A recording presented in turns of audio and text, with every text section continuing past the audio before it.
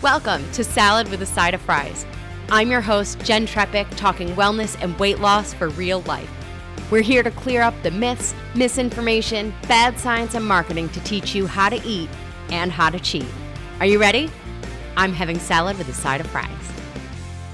This week, we're talking about Moringa. I don't know if you've seen this.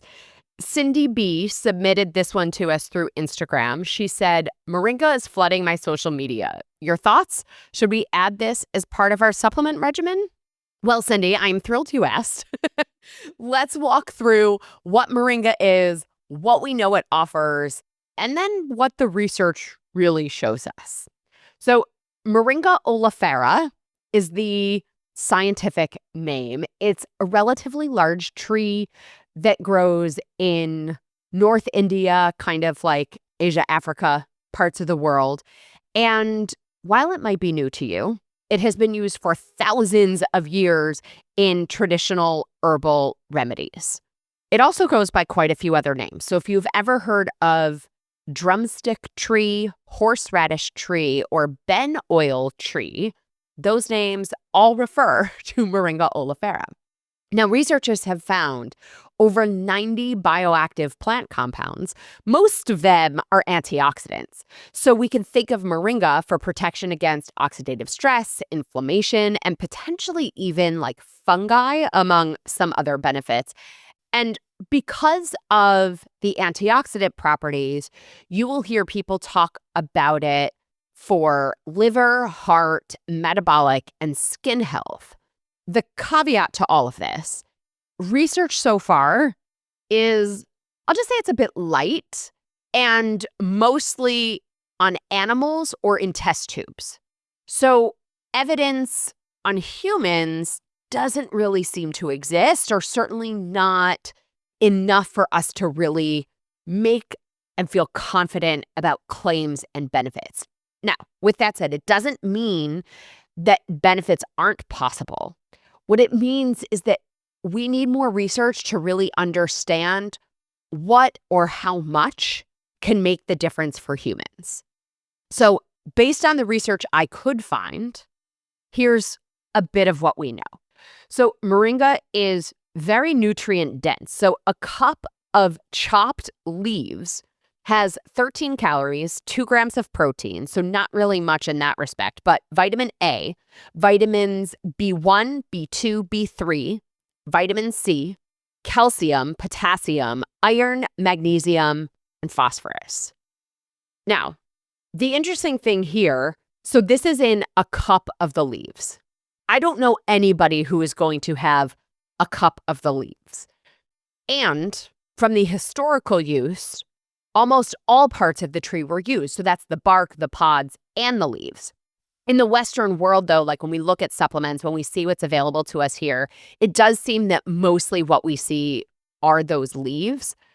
And I couldn't find a ton of information about the nutrient density of the bark or the other parts of the tree. So I don't know if some of the benefits experienced thousands of years ago when it was used as sort of herbal medicine, like I don't know if we would experience that today from the leaves. There was a study in 2019 that showed Moringa oleifera leaves had the highest amount of anti-inflammatory and antioxidant compounds compared to the seeds and the pods. And then another thing I saw noted that the pods are quite rich in vitamin C. So just more information for us to evaluate everything that's coming at us on social media. Funny, as we talked about this week. Thinking about the antioxidants in Moringa, we can think about antioxidants combating free radicals. So we have an old nutrition nugget that explains free radicals, but essentially excess amounts of these molecules with an unpaired electron can cause oxidative stress, which is associated with virtually any chronic disease, more or less. So you can think heart disease, diabetes, even some cancers.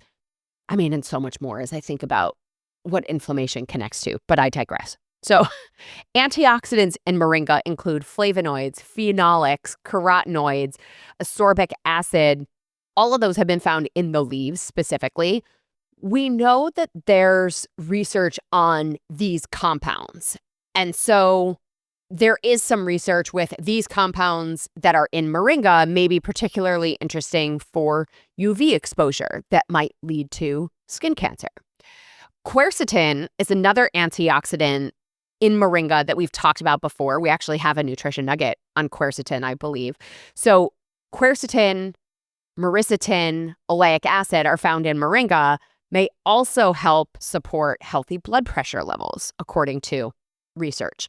When we think of antioxidants and their anti-inflammatory properties, we can also think about, as I mentioned before, like some protection from chronic health conditions. And again, I admittedly hesitate to reiterate claims that you might hear related to specific conditions because so far, from what I could find, research is all test tube in animals. We really need research in humans to have a better understanding of the potential anti-inflammatory benefits of Moringa oleifera.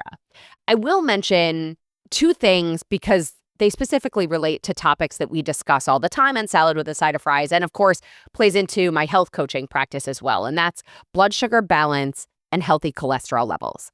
Published in 2020, there was a review of 30 studies, 7 human studies and 23 animal studies.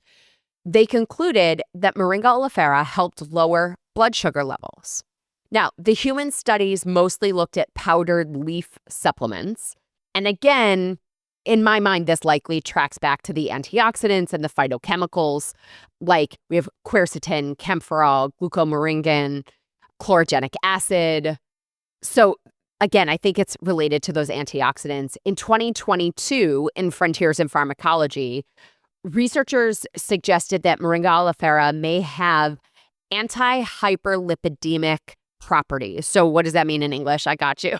In English, that means Moringa may help lower cholesterol and triglycerides. So again, more research would be super helpful so we can better understand really, truly what and how much is needed to see, these kinds of benefits in humans. We also have a nutrition nugget on non-alcoholic fatty liver disease. There was one test tube study that showed some promising results for Moringa potentially reducing the fat buildup in liver cells and increasing the activity of proteins that help break down fat. So again, more research, please. More research on humans, please. One thing I think we do know is that Moringa leaves can have a laxative effect. So, pros and cons here on that one. That might be something you're looking for. The other side is that this may prevent us from consuming an amount that would help us get the benefits that we're looking for also. So as we think about this on the whole, yes, people have been using Moringa for far longer than we've been doing studies on such trees. And yet, what we also know is that with anything, and we talk about it all the time, the source itself, the quality of that source, the processing, the quality and the quantity, all of these pieces matter. And from what I've been able to gather, there may be benefits, and I'm not really sure how we know enough to purchase something and be sure we're getting our money's worth. And I think there's a piece of this also to say, if we do try it, take note, right? Being your own best research project, try it and be cautious. One review published in 2021 recommended not taking it if you're pregnant.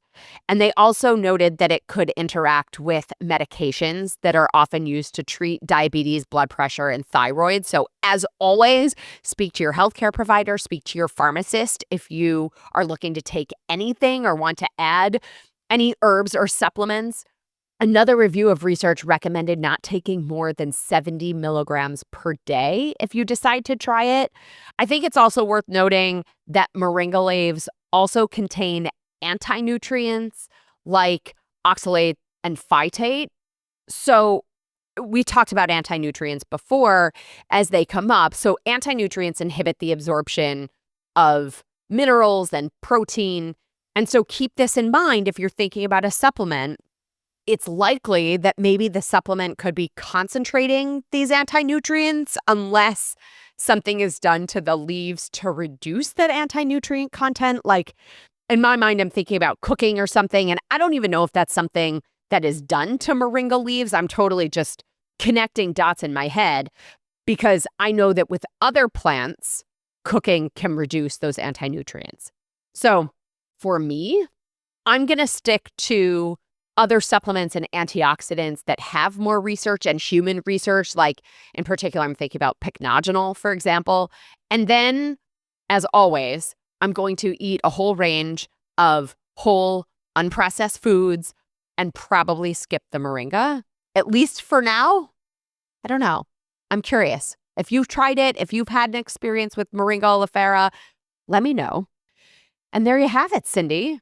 Thank you again for submitting this question on moringa, and maybe fitting for this week's episode that Cindy was seeing moringa pop up on her social media, and then she used social media to submit the request for this nutrition nugget. We've come full circle. As always, everybody, I'm Jenn Trepeck. Connect with me on Instagram or all social media. Funny for today's conversation to tell you to connect with me on Instagram. My handle on all social media is at Jenn Trepeck, JENNTREPECK. Or forget social media. My website is asaladwithasideoffries.com. Pick your platform, send a message. I truly love hearing from you. This is the easiest way to learn more about working with me or snagging my new book, Uncomplicating Wellness. Dr. Jillian Lampert, thank you one more time for joining us. You're welcome. Thanks for having me. For sure. And friends, if you are not already a member, join us in the Happy Healthy Hub. You'll go to asaladwithasideoffries.com/membership, or just click the link in the episode notes. This shows your support for this podcast, this community, and of course, your health. On top of this week's episode and full video with behind the scenes pieces, your 24/7 Ask Me Anything, you'll get this week's recipe for the sheet pan apricot chicken and broccoli. Well, friends, that's it for today's episode of Salad with a Side of Fries. Congratulations for making yourself and your health a priority. Thanks so much for joining us. Be sure to click subscribe or follow on your favorite podcast platform. Share us with a friend, and we'll be back next week. Always remember, you deserve it, and you are worth it. Happy healthy.